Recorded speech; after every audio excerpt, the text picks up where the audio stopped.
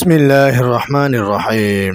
এমন একটি দোয়া আছে যেই দোয়াটি ঘুমের আগে পরে ঘুমাতে পারলে আল্লাহ সুবহানাহু ওয়া তাআলা ১২টি কল্যাণ দান করবেন।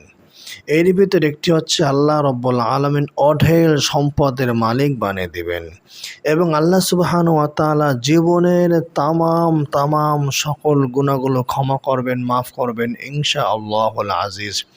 আল্লাহ সুবহানাহু ওয়া তাআলা সেই দোয়াটি পড়া বদৌলতে বালা মুসিবত বিপদ আপদ দূর করবেন ইনশাআল্লাহ। আমি যে দোয়াটি বলবো এই দোয়ার ফজিলত সম্পর্কে আল্লাহ সুবহানাহু ওয়া তাআলা বলেন যে ওই দোয়াটি যারা পড়বে আল্লাহ সুবহানাহু ওয়া তাআলা তাদের জীবনের সকল গুনাহগুলো ক্ষমা করবেন, মাফ করবেন। ১ নম্বর ফজিলত, ১ নম্বর লাভ। ২ নম্বর লাভ হচ্ছে ইউরসিলিস সামা আলাইকুম মিদরারা, আল্লাহ সুবহানাহু ওয়া তাআলা আকাশ থেকে মুষলধারে বৃষ্টি দান করবেন। সুবহানাল্লাহ। ৩ নম্বর লাভ হচ্ছে ওয়াবানিন, আল্লাহ তাআলা সন্তান দান করবেন। যাদের সন্তান হয় না, নিঃসন্তান, তারা সেই দোয়াটি বেশি থেকে বেশি করে পড়বেন, আল্লাহ তাআলা নিঃসন্তানকে সন্তান দান করবেন। এবং আরেকটি লাভ হচ্ছে ইউরসিলিস সামা আলাইকুম ওয়ায়ুমদিদকুম বিআমওয়াল, আল্লাহ তাআলা তোমাদেরকে অনেক মাল, অনেক সম্পদ দান করবেন। মাল এর বহুবচন হচ্ছে আমওয়াল, মানে অনেক মাল, অনেক সম্পদ দান করবেন। এবং আরেকটি লাভ হচ্ছে ওয়াজআল লাকুম জান্নাত, আল্লাহ তাআলা জান্নাত দান করবেন, যে জান্নাতের নিচে দিয়ে নদী প্রবাহিত হবে। সুবহানাল্লাহ। অন্য আয়াতের ভিতরে এসেছে আল্লাহ সুবহানাহু ওয়া তাআলা বলছেন ওমা কানা আল্লাহু লিউআযিবাহুম ওয়া হুম ইস্তাগফিরুন। সেই দোয়াটি পড়লে আল্লাহ তাআলা এমন নন যে বান্দাদেরকে আযাব দিবেন, শাস্তি প্রদান করবেন। সুতরাং বোঝা যাচ্ছে সেই দোয়াটি যারা সব সময় নিয়মিত পড়বে আল্লাহ সুবহানাহু ওয়া তাআলা তাদেরকে বালা মুসিবত দিবেন না। আর যারা বালা মুসিবতের ভিতরে পড়ে আছে সে দোয়াটি কন্টিনিউ পড়ার কারণে আল্লাহ তাআলা তাদেরকে বালা মুসিবত থেকে উদ্ধার করবেন ইনশাআল্লাহুল আজিজ। আল্লাহ সুবহানাহু ওয়া তাআলা অন্য আয়াতের ভিতরে বলেন যে ওয়ায়ুমাত্তিউকুম মাতাআন হাসানান ইলা আজালিম মুসাম্মা ওয়া ইউতি কুল্লাযী ফাদলিন ফাদলা। সেই দোয়াটি পড়া বদৌলতে আল্লাহ সুবহানাহু ওয়া তাআলা বান্দাদেরকে নির্দিষ্ট সময় পর্যন্ত সুন্দর সুন্দর উপকরণ দান করবেন সুন্দর জীবনযাপনের জন্যে। সুবহানাল্লাহ। সুন্দরভাবে জীবনযাপনের জন্যে, আনন্দ খুশিতে জীবনযাপনের জন্যে আল্লাহ সুবহানাহু ওয়া তাআলা সুন্দর সুন্দর উপকরণ দান করবেন এবং আল্লাহ তাআলা বলেন তিনি আরও কিছু দান করবেন। সুবহানাল্লাহ, সুবহানাল্লাহ। আল্লাহ সুবহানাহু ওয়া তাআলা অন্য একটা আয়াতের ভিতরে বলেন ওয়াজিদকুম কুওয়াতান ইলা কুওয়াতিকুম। সে দোয়াটি পড়লে আল্লাহ সুবহানাহু ওয়া তাআলা তোমাদের শক্তি সাহস বাড়ায় দেবেন। আপনার যখন ক্লান্ত হয়ে যান, একেবারে মানে মন মরমর অবস্থা, ভালো লাগতেছে না কোনো কিছু, তখন সেই দোয়াটি পড়বেন।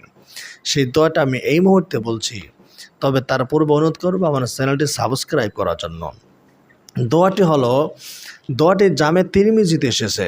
রাসূলুল্লাহ সাল্লাল্লাহু আলাইহি ওয়াসাল্লাম বলছেন যখন কেউ ঘুমাতে যাবে, চাই সেটা দিন হোক কিংবা রাতে হোক, একটা দোয়া, এই দোয়াটা 3 বার পড়বে। আস্তাগফিরুল্লাহাল্লাযী লা ইলাহা ইল্লা হুয়াল হাইয়ুল কাইয়্যুম ওয়া আতুবু ইলাইহি। আবার বলছি আস্তাগফিরুল্লাহাল্লাযী লা ইলাহা ইল্লা হুয়াল হাইয়ুল কাইয়্যুম ওয়া আতুবু ইলাইহি। এই দোয়াটি গুনে গুনে 3 বার পড়তে হবে। কী লাভ হবে? এই দোয়াটির ফজিলত সম্পর্কে নবীজি বলছেন যদি তোমার গুনাহ পৃথিবীর সকল গাছের পাতার সংখ্যা বরাবর হয়, মাফ হয়ে যাবে। যদি তোমার গুনাহ পৃথিবীর বয়সের সমান হয়, তবু তোমার গুনাহ মাফ হয়ে যাবে। যদি তোমার গুনাহ পৃথিবীর বালুকণা সমান হয়, তবু সকল গুনাহ ক্ষমা হয়ে যাবে, মাফ হয়ে যাবে। বলেন সুবহানাল্লাহ। তবে এই দোয়াটি পড়ার সময় আপনাকে কিছু বিষয় মাথা রাখতে হবে। 1 নম্বর বিষয় হচ্ছে অতীতে যে গুনাহ করেছেন তার উপর লজ্জিত হতে হবে, অনুতপ্ত হতে হবে। 2 নম্বর বিষয় হচ্ছে অতীতের গুনাহ আর ভবিষ্যতে করবেন না। অতীতে বেপরদায় চলেছেন, পরপুরুষের সামনে গিয়েছেন, বেগানা নারীর সামনে গিয়েছেন, আপনি পুরুষ, আপনি বেগানা নারীর সাথে কথা বলেছেন, আপনি মহিলা বেগানা পুরুষের সামনে গিয়েছেন, তাকে দেখেছেন, বেপরদা চলেছেন, এগুলো আর করা যাবে না। আপনি অতীতে নামাজ পড়েন নাই, ভবিষ্যতে আর নামাজ ছাড়া যাবে না। আপনি হারাম খাচ্ছেন, ভবিষ্যতে আর হারাম খাওয়া যাবে না। এভাবে আপনি হারাম রিলেশনে লিপ্ত আছেন, সেখান থেকে এই মুহূর্তে চলে আসতে হবে। তার নাম্বার মোবাইল থেকে আপনি ডিলিট করে দিবেন। যার সাথে খারাপ রিলেশন করছেন তার সাথে কোনো মেসেজ কোনো কিছুই করা যাবে না। এই মুহূর্তে যখন ভিডিওটি দেখছেন, ভিডিওটি বন্ধ করে আপনি হারাম রিলেশনে থাকলে সেখান থেকে চলে আসুন, এরপর ভিডিওটা আবার চালু করুন। তো এই দোয়াটি পড়তে হবে, অতীতে গুনার উপর লজ্জিত হতে হবে, ভবিষ্যতে কোনো গুনাহ করা যাবে না, এরকম সংকল্প করে। এই দোয়াটির অর্থ কি? দোয়াটির অর্থ হলো আস্তাগফিরুল্লাহ, আমি আল্লাহর কাছে ক্ষমা চাই, মাপ চাই। আল্লাযী লা ইলাহা ইল্লাহু, যে আল্লাহ ছাড়া কোনো ইলাহ নেই, কোনো মাবুদ নেই। আল হাই, যিনি চিরঞ্জীব, যিনি জীবিত। আল কাইয়ুম, যিনি নিজেই প্রতিষ্ঠিত স্বয়ংসম্পূর্ণ।